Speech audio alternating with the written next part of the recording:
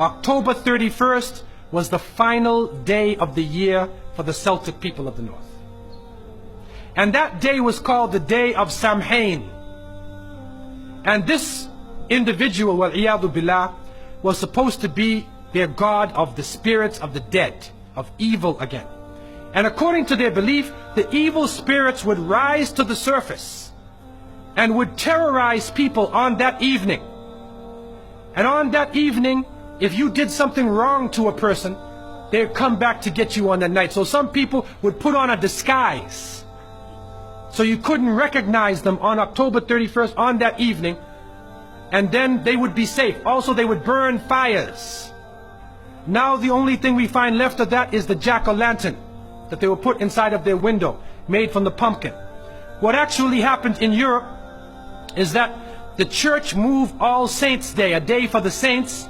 They moved it from May 13th to November 1st in 1834 AD. And so what they said was that the 31st night is All Hallows Evening, which in America later became known as Halloween. And they depict the forces of evil. What is happening now is that the children put on disguises. They dress as little devils, little witches, as goblins, vampires, anything evil, and they go out. And now with the new American way, they do trick-or-treat. And they come to your house asking for food. And so to send a Muslim child out to trick-or-treat is a demeaning, lowering thing. You ask them to beg people for food. And so the reality that we recognize is that, number one, this is the day of Samhain.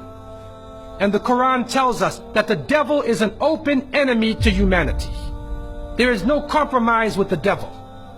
And so we don't play around and disguise ourselves as little devils, little shayateen, because it is an open enemy to the people of monotheism.